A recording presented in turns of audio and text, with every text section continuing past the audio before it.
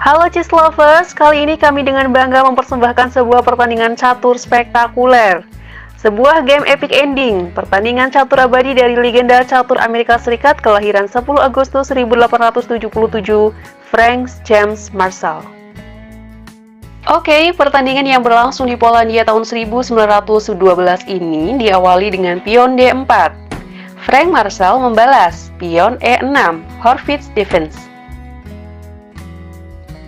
Dan setelah melewati beberapa langkah, opening pertandingan ini pun bertransformasi menjadi varian Marshall pada pertahanan Prancis.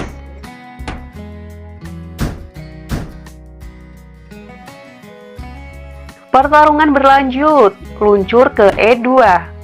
Kuda raja keluar dari istal menuju petak F6. Putih kemudian melakukan roket pendek. Luncur hitam gerak ke E7. Luncur putih keluar ke petak G5. Frank Marshall kemudian roket pendek. Pion menghajar pion, luncur hitam ke E6. Kuda loncat ke D4. Luncur hitam mencaplok pion. Putih lalu melangkahkan kudanya untuk makan luncur di E6. Tentu dibalas dengan pion pukul kuda. Luncur putih bermanuver ke petak G4, bersiap-siap menghajar pion. Marshall memproteksi pion E. Ratu gerak ke D6. Luncur putih pindah ke H3.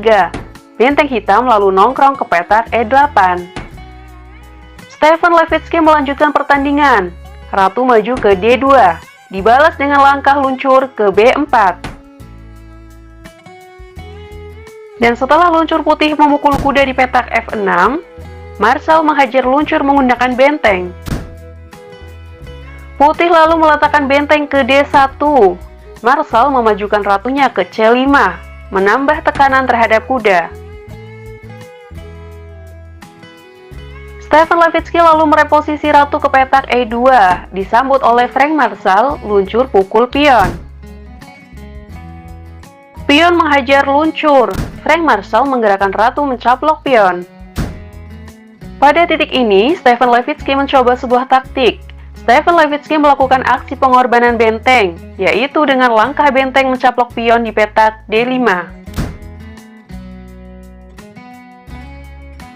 Bagaimana jika pada posisi ini Frank Marshall tergoda menyantap benteng putih? Maka, Frank Marshall akan langsung KO, karena adanya langkah ratu putih menghajar benteng di E8, skak. Benteng bisa mencoba menutup skak ke F8, tapi luncur putih ke E6, kembali, skak.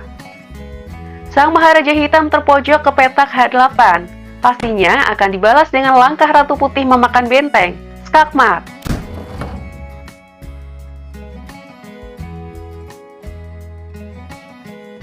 Namun sungguh sayang bagi Stefan Levitsky, skenario seperti itu ternyata tak pernah terjadi, karena pada game aslinya setelah langkah benteng makan pion di D5 ini, Frank Marshall tidak tergoda mengambil benteng.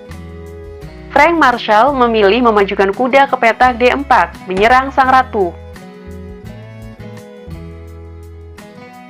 Stefan Levitsky dengan sigap menyelamatkan ratunya ke H5, sebuah tujuan yang sangat gamblang. Frank Marshall menyelamatkan benteng ke petak F8, benteng putih berpindah ke E5.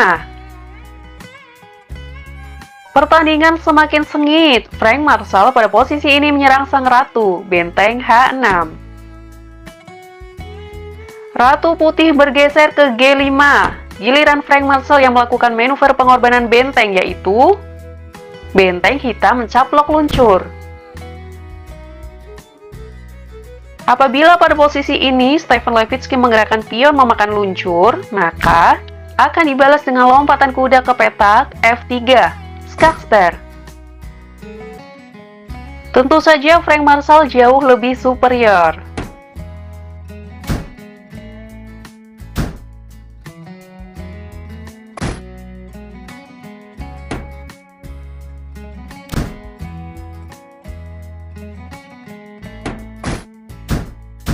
Karena alasan itulah, pada game aslinya di posisi ini Stefan Levitsky tidak berani mengambil benteng. Stefan Levitsky memilih mereposisi benteng ke E5, mengancam sang ratu. Namun ternyata di posisi ini Frank Marshall membuat sebuah langkah yang sungguh-sungguh mengagetkan. Sebuah langkah yang sontak membuat Stephen Levitsky terpaksa langsung mengibarkan bendera putih, pertanda ia sudah menyerah kalah. Ayo kawan-kawan, silakan hentikan video ini ya, dan coba tebaklah langkah yang sangat mengejutkan dari Frank Marshall.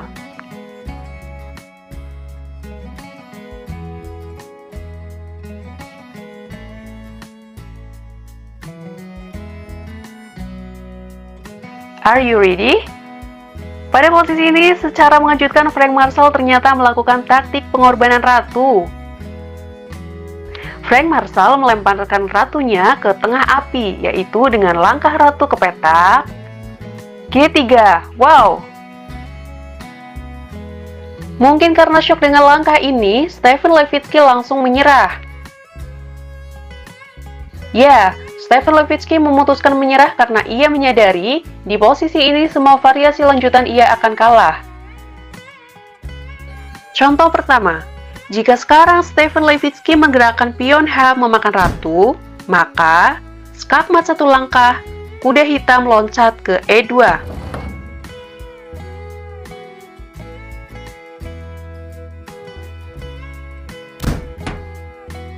Contoh selanjutnya, bagaimana jika pada posisi ini Stephen Levitsky memilih melangkahkan pion F mencaplok ratu?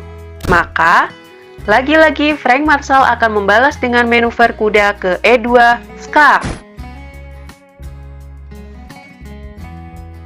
Sang Maharaja dipaksa pergi ke H1. Tentu saja, benteng hitam menyantap benteng, skakmat.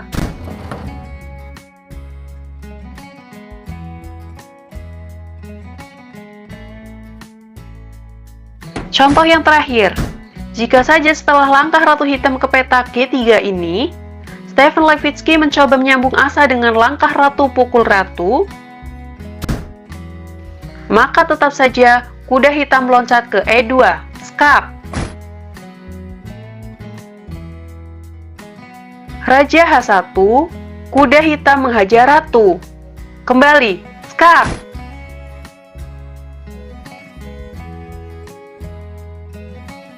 Opsi terbaik bagi putih adalah raja ke G1.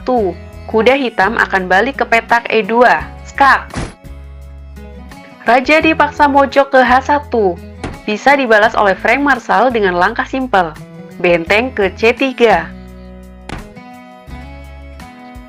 Frank Marshall jauh lebih unggul, dan tentu saja di level seperti mereka, pada posisi seperti ini hitam akan dengan mudah memenangkan pertandingan.